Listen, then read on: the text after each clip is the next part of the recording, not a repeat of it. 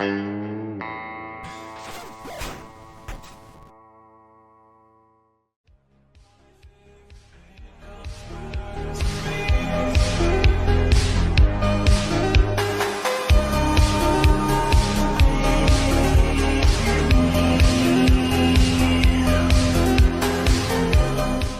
Bomb is a 2-meter super. It has 13 AOSA and interrupts on the opponent's turn from frame 8 to frame 13. It has a duration of 600 frames and cannot be free cancelled.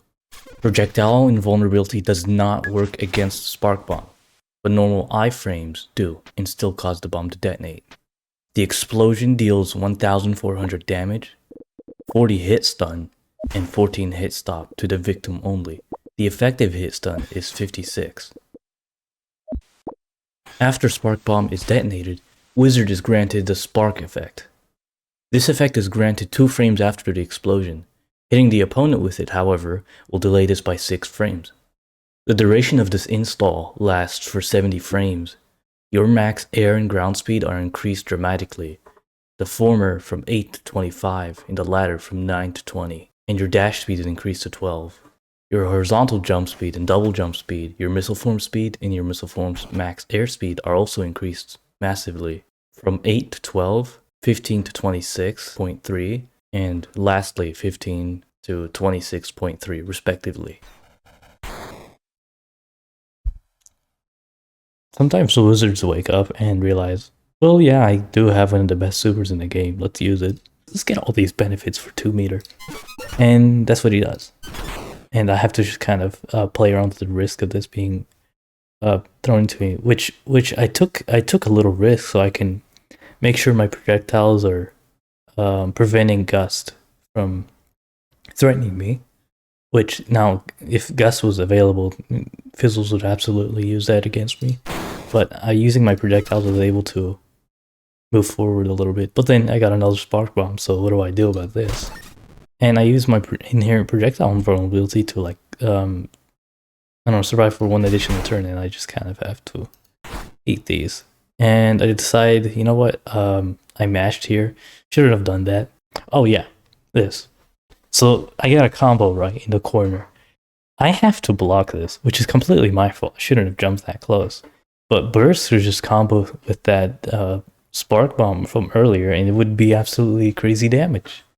And I don't think bursting out of that combo would have been safe either. It's just, I don't know, it's just not, these aren't neutral resets. Like, this burst is not a neutral reset, which is kind of a problem, which is not what burst is supposed to be. Regardless, like, I bite the bullet block for the burst. And I just kind of read him here. Or wait, it was not a read. This was just a bad meaty. That's what I think it would have happened. And I just kind of walked through it and I got a combo. I finally get bursted into this because it was a real threat all along.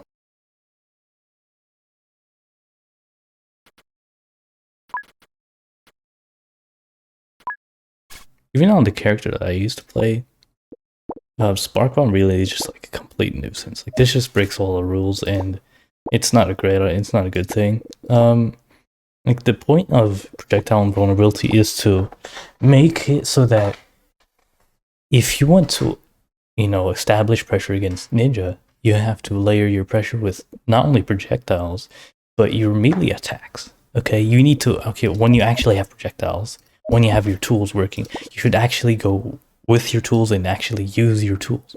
So as Wizard, now that you have a Flame Wave with lots of pressure, and you have Gust mix-ups,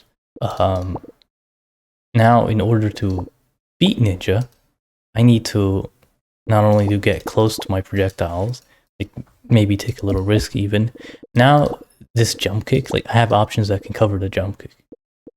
Now projectile invulnerability makes it so that you need to play as a team with your projectiles.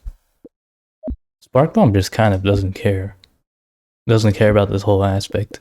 You don't need any melee threats to layer with your projectile threat. Like, your projectile threat just takes care of everything for you.